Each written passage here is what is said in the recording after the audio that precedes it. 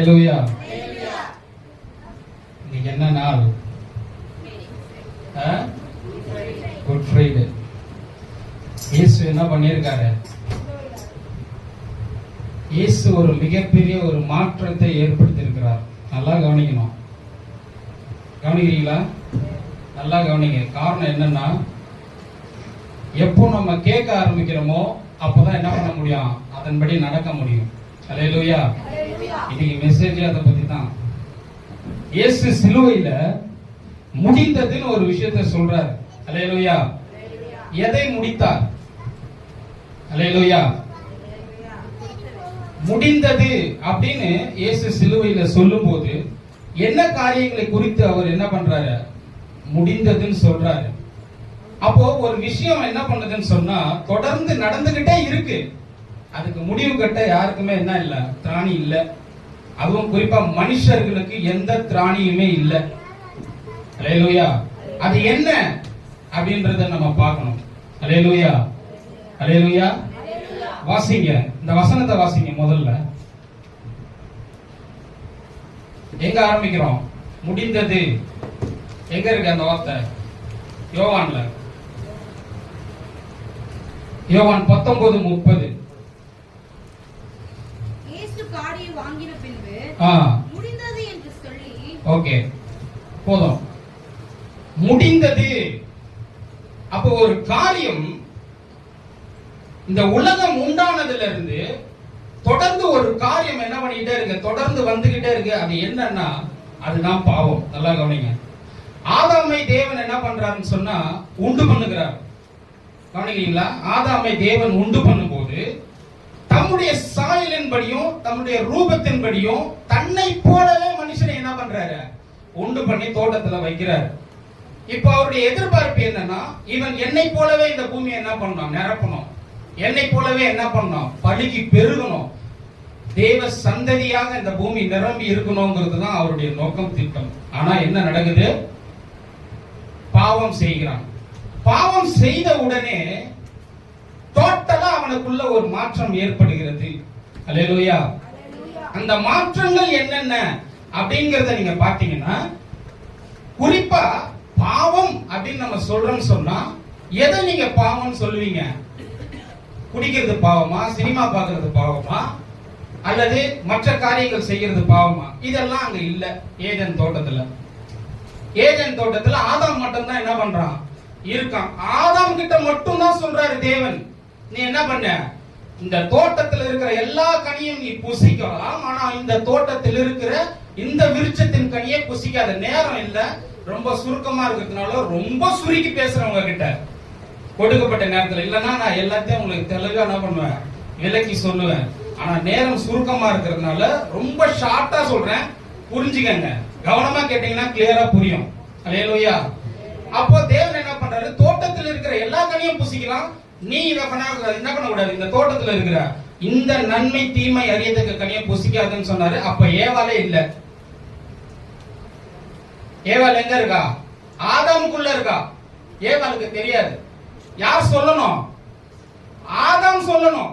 இன்னைக்கு பிரச்சனைகள் அதிகமா இருக்குதுன்னு சொன்னா வீட்டுல, அந்த வீட்டுல இருக்கிற ஆண் மகன் ரொம்ப அவசியம், கணவன்மார்கள் ரொம்ப அவசியம். எனக்கு என்னன்னு என்ன பண்ண கூடாது? இருக்க கூடாது. கவனிக்கிறீங்களா? எல்லாரும் ஏவாளை குற்றம் சொல்லிட்டு இருக்காங்க. ரீசன் முதல்ல புரிஞ்சுங்க. ஆதாம் கிட்ட தான் தேவன் என்ன பண்றாரு? இந்த விஷயத்தையே சொல்றாரு. என்ன பண்ணாரு? கனிய புசிக்காதன்றாரு. அதுக்கப்புறமா தான் என்ன பண்றாரு? ஏவாளை ஆதாமுக்குள்ள இருந்து எடுத்து வைக்கிறாரு வெளியில. கவனிக்கிறீங்களா? அல்லேலூயா. அப்போ இவன் என்ன பண்ணிருக்கணும்? தன்னுடைய மனைவிக்கு போதிக்கணும். என்ன சொல்லிருக்கணும்? கர்த்தர் சொன்ன வார்த்தையை அவன் என்ன பண்ணிருக்கணும்? மனைவிக்கு போதிச்சு நடத்திருக்க வேண்டும். ஆனா நடத்தல. அந்த மனைவியின் இடத்துல பிசாசு என்ன பண்றான்? பேசுறான். கர்த்தர் சொன்ன வார்த்தையே தான் பேசுறான். ஆனா என்னன்னா சின்னதா என்ன பண்றான்? திருத்தி பேசுறான். அல்லேலூயா. என்ன திருத்தி பேசுறான்? அவர் சொல்றாரு, நீ இதை சாப்பிடும் நாளிலே சாகவே சாவாயினாரு. அல்லேலூயா. ஆனா என்ன சொல்றான்? சாகவே சாவதில்லைன்றான். அல்லேலூயா. கவனிக்கிறீங்களா? அப்போ ரொம்ப நல்லா மைன்யூட்டா கவனிக்கணும். இன்னைக்கு மனுஷனுடைய பிரச்சனை என்ன? அந்த பிரச்சனையை முடித்து வைத்திருக்கிறார் தேவன். அல்லேலூயா. 4000 ஆண்டுகள் ஆச்சு, ஆதாம் முதல் இயேசு கிறிஸ்து வரை. நல்லா புரிஞ்சுங்க, ஒரு மனுஷனுக்கும் திராணி கிடையாது. அல்லேலூயா. அவருடைய வார்த்தையை கேட்கிறதுக்கு கூட யாருக்குமே என்ன இல்ல, முடியல. பாவம் அந்த அளவுக்கு மிகப்பெரிய விஷயமா இருந்துச்சு. அல்லேலூயா. முதல்ல ஒரு 2-3 அதிகாரங்களை பாத்தீங்கன்னு சொன்னா, இந்த பாவம் பெருக பெருக பாத்தீங்கன்னு சொன்னா, நோவாவின் காலத்துல அப்படிப்பட்ட பெருக்கம், அநியாயங்கள், அக்கிரமங்களும் என்ன பண்ணுது தேசத்துல. அவர் ஏன் இந்த மனுஷனை உண்டு பண்ணுங்கிற தேவனுக்கு கோபமே வந்து மனுஷர்களை அழிக்க ஆரம்பிக்கிறார். அதுல ஒருத்தன் அவர் வார்த்தையை கேட்டு நடக்கிறான். யார் அது? நோவா. நல்லா கவனிங்க, ரொம்ப சுருக்கமா சொல்றேன். வேதத்துல ஆதியாகமத்துல இருந்து நீங்க அப்படியே கவனிச்சுக்கிட்டு வந்தீங்கன்னு சொன்னா, நமக்கு சொல்லப்படுற அத்தனை பெயர்களுமே வந்து பாத்தீங்கன்னு சொன்னா, அவரை விசுவாசிக்கிறவர்கள், அவர் வார்த்தைக்கு மதிப்பு கொடுத்து அந்த வார்த்தையை கேட்கிறவர்கள் நாமங்கள் மட்டுமே மகிமைப்படுத்தப்பட்டிருக்குது. ஆபிரகாம், ஈசாக்கு, யாக்கோபு இவங்க எல்லாம் யாருடைய வார்த்தையை கேட்டு நடக்கிறாங்க? தேவனுடைய வார்த்தையை கேட்டு நடந்தவர்கள். ஆனா அவர்கள் பாவத்தில் இருக்கிறாங்க, மனுஷர்களா இருக்கிறாங்க. ஒருத்தரும் என்ன பண்ண முடியல, பிரச்சனையை தீர்த்து வைக்க முடியல. அல்லேலூயா. அவங்களால என்ன பண்ண முடியல, அந்த பாவ பிரச்சனையை தீர்க்க முடியல. அவன் சொல்றான், ஏவாளை உண்டு பண்ணி வச்ச உடனே, இவள் என் மாம்சத்தின் மாம்சம், என் எலும்புல எலும்புன்னு சொன்னவ யாரு? ஆதாம் சொல்றான். அடுத்த நிமிஷமே, பாவம் செஞ்ச நிமிஷமே அவதான் என்ன பண்ணா. இன்னைய வரைக்கும் அந்த பிரச்சனை இருக்கு.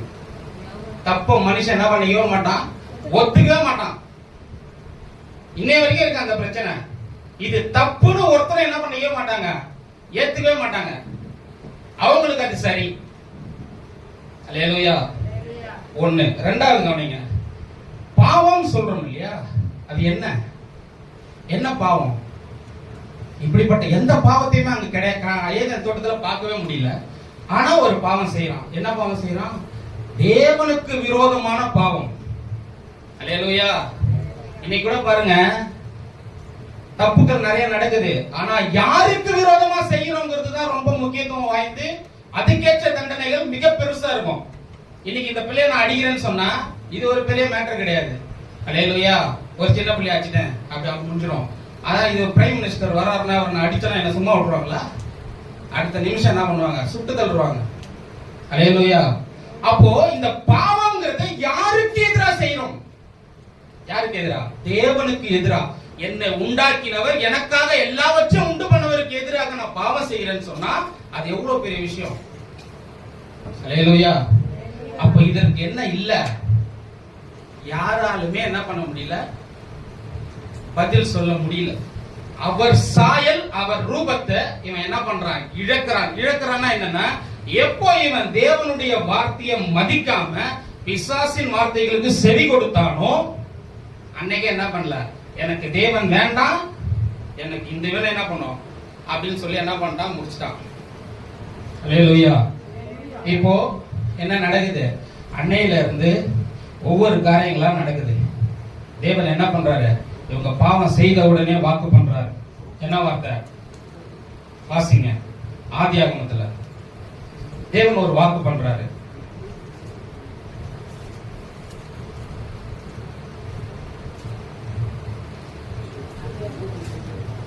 ஒரு வாக்குத்தத்தம் பண்றாரு தேவன்.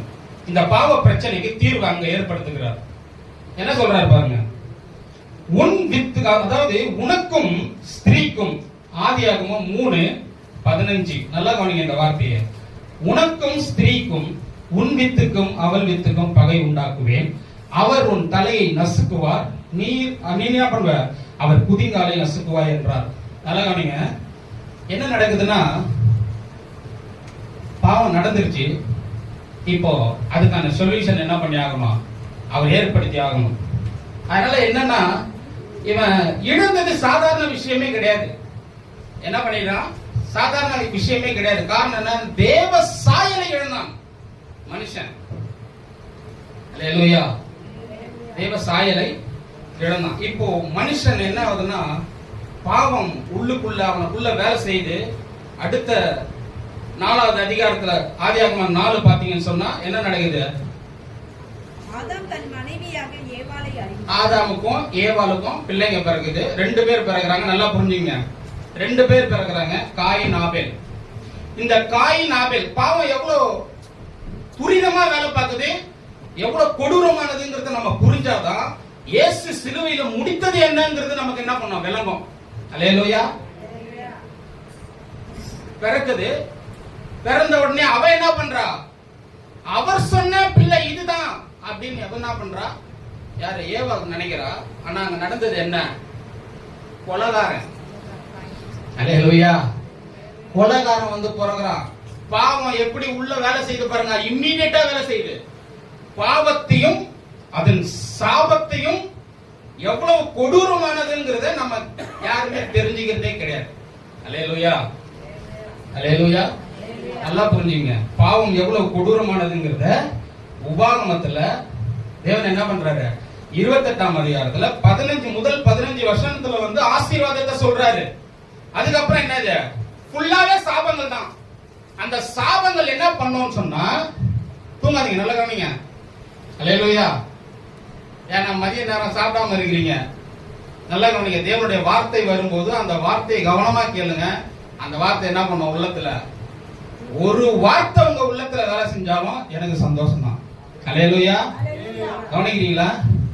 15 உபாகமத்து 28 முதல் 15 வசனம் ஆசீர்வாதம். அதுக்கப்புறம் இருக்கிறது எல்லாமே என்னதான், சாபம். எப்பேற்பட்ட சாபம்னா, இந்த பாவம் எவ்வளவு கொடுமையானது கொடூரமானதுங்கிறத விளக்கக்கூடிய விஷயங்கள். நீங்க வீட்டுல போய் பொறுமையா வாசிங்க.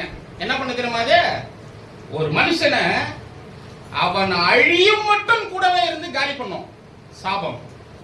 அல்லேலூயா. இந்த பாவமும் சாபமும் ஒரு மனுஷனை வாழ விடாது. அவன் என்ன பண்ணும், அவன் அழியும் மட்டும் அவன் கூடவே இருந்து அவன் என்ன பண்ணும், ஒண்ணும் இல்லாம ஆக்கம். அதுதான் சாபம். பாவமும் சாபமும் அதுதான். அப்போ இப்ப மனுஷ பிரச்சனை என்ன, தேவனுடைய வார்த்தையை மீறி நடக்கிறது. அல்லேலூயா. ஒருத்தர் கூட என்ன பண்ணல, மனுஷன் பாருங்க, பாவம் உள்ள வந்ததுக்கு அப்புறம் அவருடைய வார்த்தையை கேட்க முடியல, அந்த வார்த்தையை கீழ்ப்படிய முடியல. 2 சந்ததி உண்டாகுது. ஒன்னு தேவ பக்தி உள்ள சந்ததி, இன்னொன்னு தேவனுக்கு விரோதமா இருக்கிற சந்ததி. நல்லா புரிஞ்சுங்க. இன்னைக்கும் சபைக்குள்ள அப்படிப்பட்டவங்க இருக்கிறாங்க.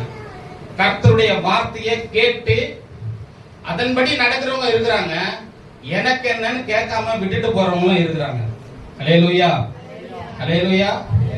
அவர் சொல்றது என்ன, தேவ பக்தி உள்ளவர்கள். அதனாலதான் பாருங்க, காயினும் ஆபேலுக்குள்ள என்னது பிரச்சனை வருது. அவன் என்ன பண்றான், அவனை கொலை பண்ணி போடுறான். அல்லேலூயா. அங்க ஆரம்பிக்குது பிரச்சனை. அங்க இருந்து தொடர்ந்து வந்துகிட்டே இருக்கு. ஒவ்வொருத்தர் ஒவ்வொரு விஷயமா வந்துகிட்டே இருக்குது. நீங்க கவனிச்சீங்கன்னா கிட்டத்தட்ட அவர் சொல்லக்கூடிய அந்த விஷயங்களை யாரெல்லாம் கேட்கிறா, நீங்க கவனிங்க. நான் சொல்றேன் பாருங்க, ஒரு சில வார்த்தைகளை சொல்றேன், அதை மட்டும் நமக்கு யாத்திராகமம் 20:3. இப்போ என்ன ஆச்சுன்னா, இந்த மனுஷர்கள் வந்து பெருக ஆரம்பிக்கிறாங்க. பாவம் அவங்களுக்குள்ள வந்துருச்சு. ஆனா தனக்குள்ள பாவம் இருக்குதுங்கிறது அவங்களுக்கு என்ன பண்ண முடியல, புரிஞ்சிக்கவே முடியல. அல்லேலூயா.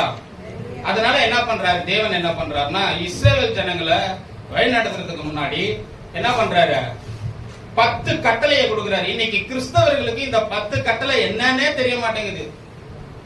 10 கட்டளை என்ன கட்டளை கொடுத்தாரு, அடிப்படை சத்தியம். இது நம்ம ஒவ்வொருத்தரும் புரிஞ்சுக்க வேண்டும். சின்ன பிள்ளைங்க முதல் கொண்டு எல்லாருக்கும் தெரியணும் இந்த வசனம். என்னது 10 கட்டளை? இயேசு சொன்ன 10 கட்டளைகள் என்ன? ஏன்னா இதன் அடிப்படையில தான் இயேசு மரிக்கிறாரு. அங்க இதை நிறைவேற்ற முடியல மனுஷனால. இதை நிறைவேற்றுறதுக்கு ஒரு மனுஷனுக்கும் திராணி கிடையாது. அவர் நிறைவேற்றி முடிக்கிறாருன்னு சொன்னா அந்த 10 கட்டளை என்ன அப்படிங்கறத நம்ம கவனிக்கணும் இல்லையா? அல்லேலூயா. வாசிங்க. பிரச்சனை என்ன தெரியுமா, பாவம் உள்ள புகுந்த உடனே நான் தான் எல்லாமே அப்படின்னு முடிவு பண்ணிட்டு என்ன பண்ணிட்டான், அவன் இஷ்டத்துக்கு அவன் தெய்வங்களை உண்டு பண்ண ஆரம்பிச்சுட்டான். இன்னைக்கும் அப்படிப்பட்ட காரியங்களை என்ன பண்ணிட்டு இருக்காங்க எல்லாருமே. நேரா போறது, ஒரு கல் எடுக்கிறது, அதை சாமியா வணங்கி உட்கார்ந்து இருக்கிறது. அல்லேலூயா. தனக்கு தானே என்ன பண்றாங்க, இஸ்ரவேல் ஜனங்க அப்படிதான் என்ன பண்ணாங்க, போயிட்டு வர கேப்ல மேல ஏறி போய் 10 கட்டளையே வாங்கி வர்றதுக்குள்ள இவங்க என்ன பண்ணிட்டாங்க, இருக்கிற நகை எல்லாத்தையும் கழட்டி போட்டு என்ன பண்ணிட்டாங்க, இம்மிடியேட்டா ஒரு கன்றுக்குட்டியை உண்டாக்கி அந்த கன்றுக்குட்டியை வணங்க ஆரம்பிச்சிட்டாங்க. அல்லேலூயா. கவனிக்கிறீங்களா? அல்லேலூயா. எவ்வளவு பெரிய பாவம் பண்ணிட்டு இருக்காங்க பாருங்க. அதனாலதான் தேவன் சொல்றாரு, என்ன பண்றாரு, தீர்மானமா சொல்றாரு, 10 விஷயத்தை சொல்றாரு. என்ன என்று உனக்கு எந்த தெய்வமும் இருக்கக்கூடாது. ரெண்டாவது என்ன?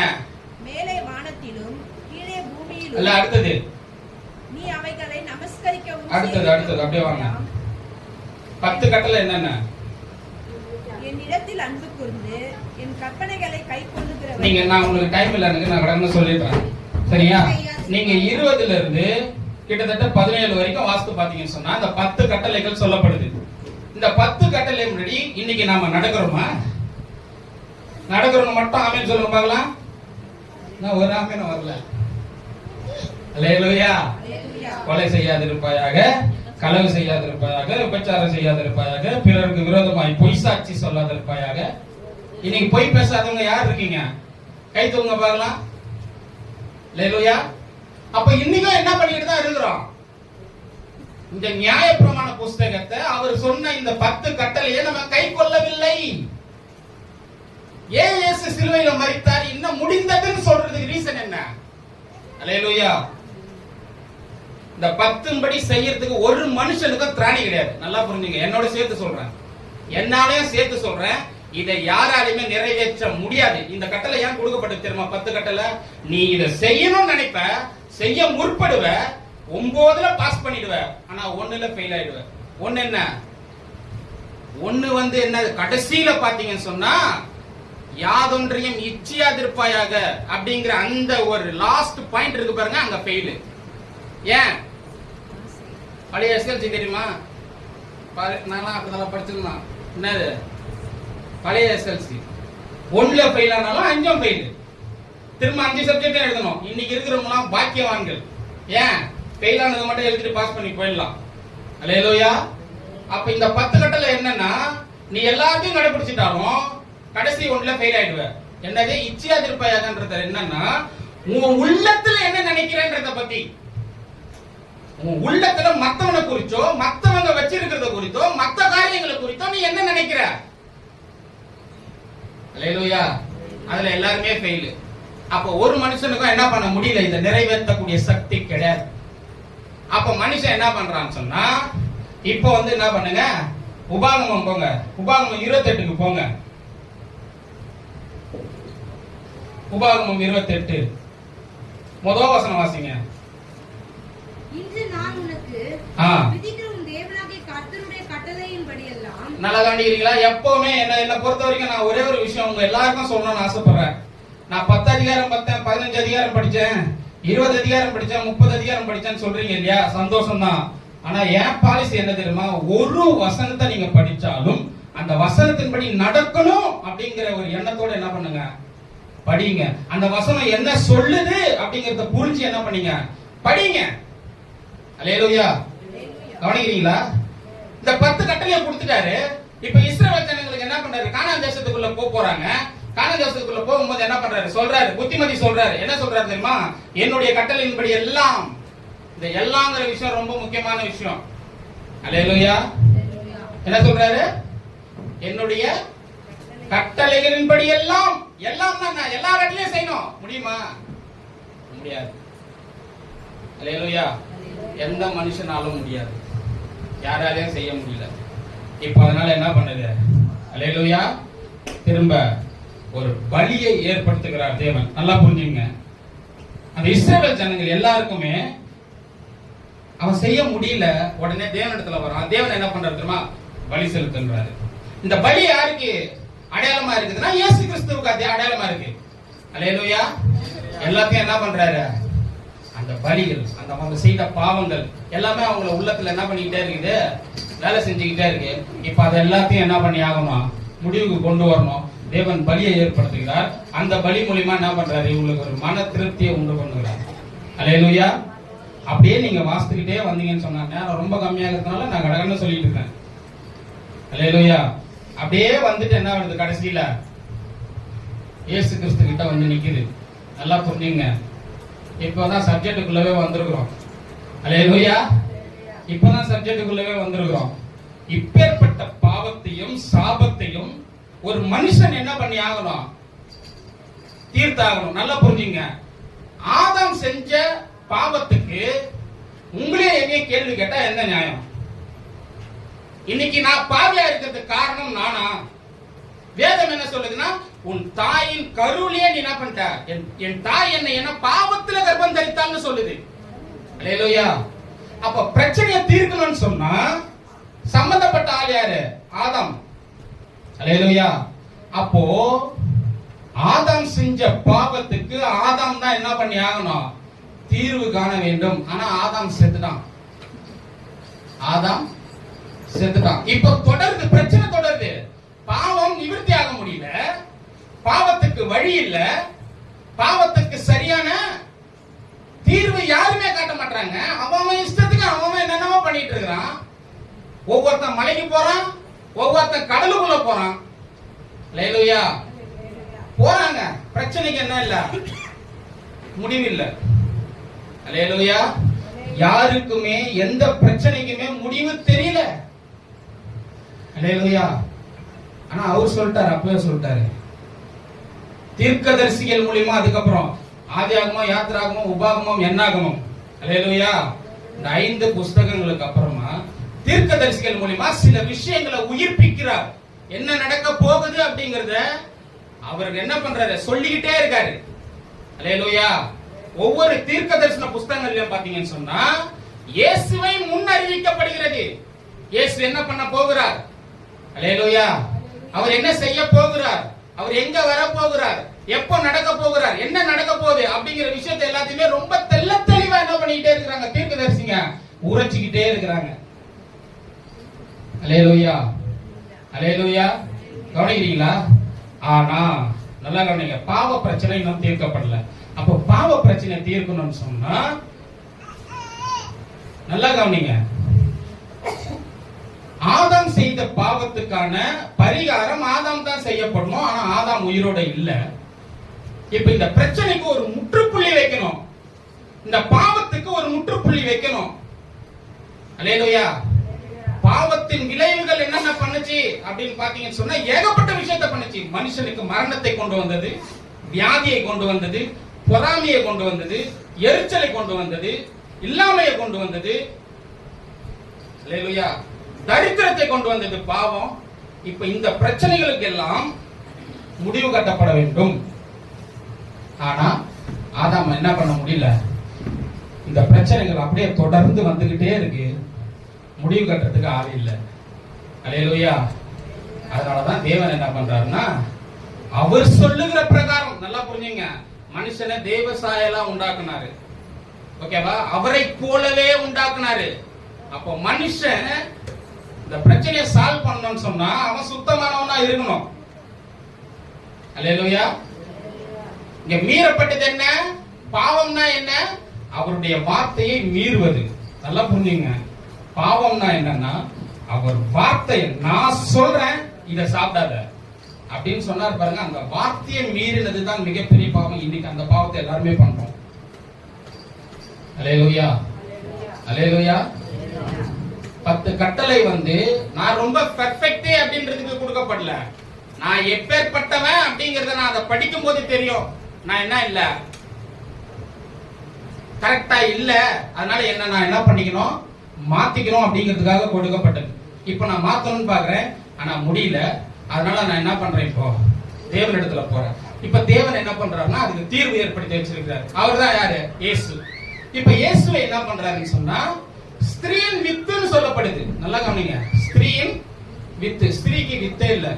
வித்த கொடுக்கிறவன் யாரு? புருஷன். அல்லேலூயா. இப்போ ஆதாமுடைய அந்த கண்டினியூஷன் வந்துகிட்டே இருக்கும்போது அங்க முற்றுப்புள்ளி வைக்கணும் அப்படின்னு சொன்னா அங்க என்ன ஆகணும்? ஆதாமுடைய காரியம் முற்றுப்புள்ளி வைக்கணும். ஆனா அங்க முடியல. இப்ப தேவன் என்ன பண்றாரு? ஸ்திரீ கிட்ட கொண்டு என்ன பண்றாரு? கொடுக்கிறாரு. ஸ்திரீ கிட்ட கொடுத்து, யாரு? மரியாள் அப்படிங்கிற ஒரு ஸ்திரீயை தேர்ந்தெடுத்து அந்த மரியாள் இடத்துல அவர் என்ன பண்றாரு? வார்த்தையை அனுப்பி, வார்த்தை மனுஷனா என்ன பண்ணுது? உருவெடுத்து அந்த வார்த்தை என்ன பண்ணுது? நிக்குது. இப்ப வாசிங்க. 1 கொரிந்தியர் 15:45. வேதம் பாருங்க, ரொம்ப தெளிவா சில விஷயங்களை நமக்கு போதிக்குது. அல்லேலூயா. ஆனா நம்ம கவனிக்கணும். அந்தபடியே முந்தின மனுஷனாகிய ஆதாம் ஜீவாத்மானான் என்று எழுதியிருக்கிறது. ஓகே, வாசிங்க. பிந்தின ஆதாம், இந்த பிந்தின ஆதாம்னு போட்டிருக்கு இல்லையா, அது ஆங்கிலத்துல நீங்க வாசித்து பாத்தீங்கன்னு சொன்னா லாஸ்ட் ஆதாம். அல்லேலூயா. லாஸ்ட் ஆதாம். ஆதாமின் வம்சத்தை முடிக்க வந்தவர், இன்னொரு ஆதாமின் வம்சத்தை ஆரம்பிக்க வந்தவர் அவர்தான். இயேசு என்ன பண்ணாருன்னா, லாஸ்ட் ஆடம், அந்த ஆதாமுடைய பாவத்தையும் சாபத்தையும் எல்லா விதமான காரியங்களையும் சிலுவையில் முடித்து புதிய ஆதாமாக, புதிய மனு வர்க்கத்தை, அந்த ஆதாம் இருதயத்துல பாவம் செய்தான், இந்த ஆதாமுக்கு என்ன பண்றாரு, இருதயத்துல இருந்து மாற்றத்தை ஏற்படுத்துகிறார். இந்த ஆதாம் என்ன பண்றாரு, இருதயத்தை. இப்ப முதல்ல பாருங்க, ரட்சிப்பு இப்ப எப்படி வருது மனுஷனுக்கு, முதல்ல வாயிலும் இருதயத்திலும். இதுக்கப்புறமா தான் என்ன பண்ணுது, வேர்ல்டு ரெண்டா பிரிக்கிறாரு. பாருங்க, நல்லா புரிஞ்சுங்க, ரெண்டா பிரிச்சு வச்சிருக்கிறாரு. இப்போ ஃபர்ஸ்ட் ஆதாமுக்கு எல்லாத்தையும் உண்டு பண்ணாரு, எல்லாத்தையும் உண்டு பண்ணி வச்சாரு. அவன் இருதயத்துல என்ன பண்ணான், தேவனை என்ன பண்ணான், மறுதலிச்சான், தேவனுக்கு விரோதமா நடந்தான். இப்ப என்ன நடக்குது தெரியுமா, முதல்ல இருதயத்தை சுத்தம் பண்றாரு ஆண்டவர், இருதயத்துல மாற்றத்தை கொண்டு வர்றாரு. இதுக்கப்புறம் இது எல்லாத்தையும் மாத்துறாரு, இயற்கையை மாத்துறாரு, புதிய வானத்தை ஏற்படுத்துறாரு, புதிய பூமியை ஏற்படுத்துறாரு, எனக்கு ரட்சிப்பை என்ன பண்றாரு, எல்லாத்தையும் ஏற்படுத்தி வச்சிருக்கிறாரு. இப்போ தேவ சாயலா என்ன பண்றாரு, மாத்துறாரு. அவருடைய நீதியை எனக்கு எடுத்து அப்படியே என்ன பண்றாரு, இப்போ கொடுத்துட்டாரு. அல்லேலூயா. 1 கொரிந்தியர், இதை மட்டும் வாசிங்க, நேரம் ஆயிடுச்சு, இன்னும் 3 நிமிஷம் தான் இருக்கு. அந்தபடியே இல்ல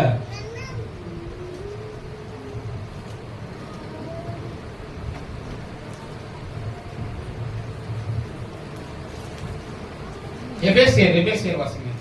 இல்லனா என்ன பண்ணுங்க, ரோமர் 5:19 வாசிங்க.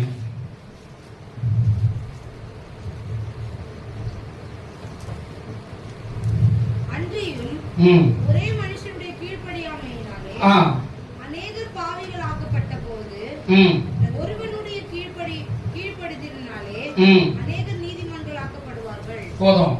ஒரு மனுஷன் கீழ்ப்படியாமையினால ஒட்டுமொத்த பேருக்குள்ள மரணம் வந்துச்சு.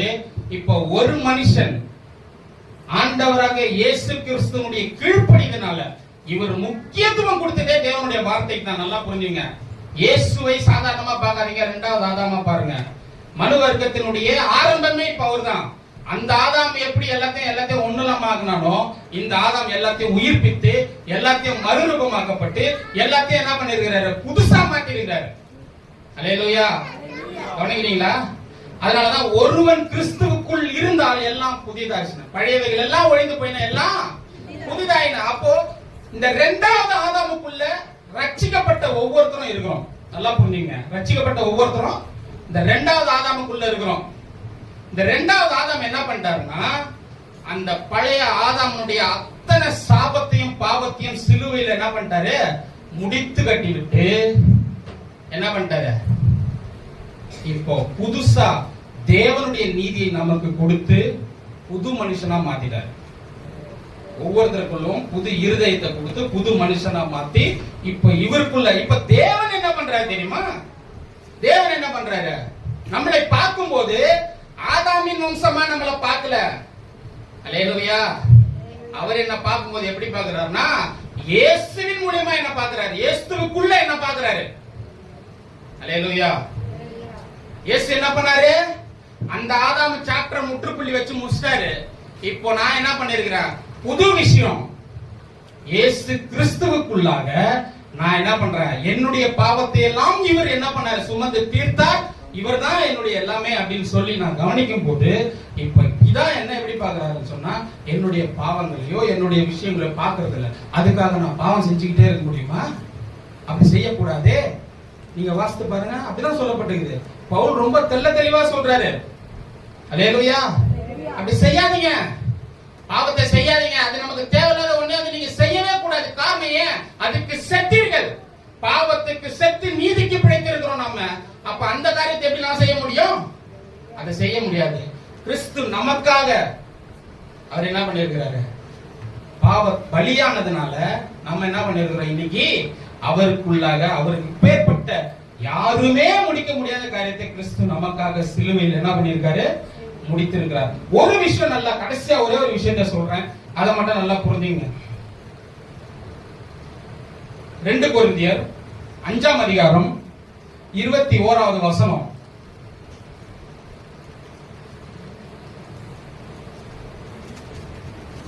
நாம் அவருக்குள் தேவனுடைய நீதியாகும்படி பாவம் அறியாத அவரை நமக்காக பாவமாக்கினார். நல்லா கவனிக்கிறீங்களா?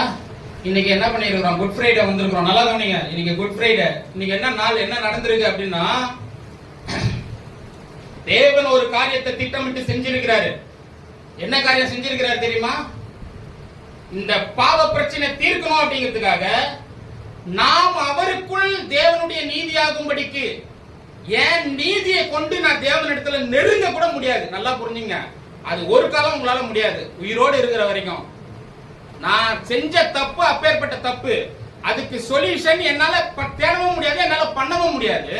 அப்ப நான் என்ன பண்ண முடியாது, ஆண்டவரே நான் 1000 ரூபாய் காணிக்க கொடுத்துட்டேன், அதனால என்னை ஏத்துக்கங்க, நான் ரொம்ப சுத்தமானவன், ரொம்ப பெர்ஃபெக்ட், அதனால என்னை ஏத்துக்கங்க, இப்படி எல்லாம் நான் போய் அவர்கிட்ட நிக்கவே முடியாது. தேவன்கிட்ட அல்லேலூயா. ஒரே ஒரு விஷயத்தினால தான் நிக்க முடியும், இயேசுவின் நாமத்தினால தான் நான் அவர்கிட்ட போக முடியும். ஏன்னா என்னை தகுதிப்படுத்தினது இயேசு. என்னை தகுதிப்படுத்தி எனக்காக அவருடைய ரத்தத்தை சிந்தி விலை கொடுத்து என்ன வாங்கினபடினால அவருடைய தகுதியின் அடிப்படையில நான் போய் நிக்கிறேன். அவர் ஒரு பாவமும் செய்யல, எனக்காக என்னுடைய பாவங்களை எல்லாவற்றையும் அவர் மீது வைத்து அவரை பாவமாக்கினார். எதுக்காகனா அவருடைய நீதி ஆகும்படிக்கு. நான் அல்லேலூயா, புரியுதா உங்களுக்கு? நாம் அவருக்குள் தேவனுடைய நீதியாகும்படிக்கு. எப்பவுமே புரிஞ்சுங்க, கடவுள் கையில வரும்போது மட்டும் சொந்த நீதியை கொண்டு வராதீங்க. நான் சுத்தமான ஆண்டவரே என்னை ஏத்துக்கங்க, வாய்ப்பே கிடையாது. அல்லேலூயா. அவர் எதிர்பார்க்கிற நீதி, அவர் எதிர்பார்க்கிற பரிசுத்தம், அது அவர்கிட்ட மட்டும் தான் இருக்கு. அதற்கு நம்ம என்ன பண்ணோம்? அல்லேலூயா, என்னை தாழ்த்தி நான் அவர்கிட்ட வரணும். அல்லேலூயா. தேவனுடைய நீதி ஆகும்படிக்கு பாவம் அறியாத அவர் பாவமானார். ஏன்னா நீதி எத்தனை அவர்கிட்ட போகவே முடியாது, கிட்ட கூட சேர முடியாது. அவருடைய நீதி தான் அவர் எதிர்பார்க்கிறாரு. ஏன் கேளுங்க, அவருடைய சாயலை தானே எனக்கு கொடுத்தாரு. அப்ப திரும்ப நான் அவர்கிட்ட போன மனுஷனா நான் அவர்கிட்ட போனோம்னு சொன்னா அவருடைய சாயல் எனக்கு அவசியம் இல்லையா? அந்த சாயலை தான் தேவன் என்ன பண்றாரு, எனக்கு கொடுத்து வைக்கிறார். நீதி என்றும் சால்வையை கொடுக்கிறாரு. அல்லேலூயா. இப்ப நான் போகும்போது ஆண்டவராகிய இயேசு கிறிஸ்துவின் நாமத்தால நாங்க போய் நிக்கணும். அல்லேலூயா. ஜெபம் பண்ணும்போது எப்படி ஜெபிக்கிறோம்? அவர் நாமத்துல போனோம். அங்க ஏன்? அவர் நாமம் தான் எனக்கு எல்லாவற்றையும் ஏற்படுத்தி வச்சிருக்குது. இயேசு கிறிஸ்து தான் என்னுடைய பாவத்தை முடித்து வைத்தார். அல்லேலூயா. அல்லேலூயா. பாவத்தின் கூரை ஒடித்து வைத்தார். கவனிக்கிறீங்களா? என்ன கத்துக்கிட்டு இருக்கோம், நம்ம என்ன பேசிக்கிட்டு இருக்கோம்? என் பாவ பிரச்சனை எப்படிங்க தீர்ந்தது, அதை நம்ம கேட்டுக்கிட்டு இருக்கோம். அல்லேலூயா. இவரை கொண்டாடணும். அல்லேலூயா. விட்டீங்கன்னா நான் என்ன பண்ணுவேன், பறப்பேன் அவரோட கூட. அப்படி இருக்கு. அல்லேலூயா. அவ்வளவு பெரிய காரியத்தை பண்ணி இருக்கிறாரு. யாருமே செய்ய முடியாதது அவர் எனக்காக செஞ்சார். நன்றியால் உள்ளம் பொங்கணும் அப்படியே. அல்லேலூயா. அல்லேலூயா. கொடுக்கப்பட்ட நேரத்தை தாண்டி 2 நிமிஷம் 3 நிமிஷம் ஆயிடுச்சு. அல்லேலூயா. அதனால என் பிரச்சனையை முடிவு கட்டினவர் அவர். முடிந்தது. அல்லேலூயா. இனிமே நீங்க யாரும் ஆரம்பிக்காதீங்க. அல்லேலூயா. அவருக்குள்ள அவரை விசுவாசிங்க, அவரை நம்புங்க. தேவன் உங்களை அவருக்குள்ளதான் பார்க்கிறார். கிறிஸ்துவுக்குள் ஒருவன் இருந்தாலும் புது சிருஷ்டியா இருக்கிறான். பழையவைகள் எல்லாம் ஒழிந்து போயின, எல்லாம் புதிதாயின. இப்போ நீங்க புதுப்பிக்கப்பட்ட ஜனம், மறுபடியும் பிறந்தவர்கள் எல்லாருமே நீதிக்கு பிறந்திருக்கிறீங்க. அல்லேலூயா. அதுக்காக என்ன பண்ணுங்க, வாழுங்க. கர்த்தர்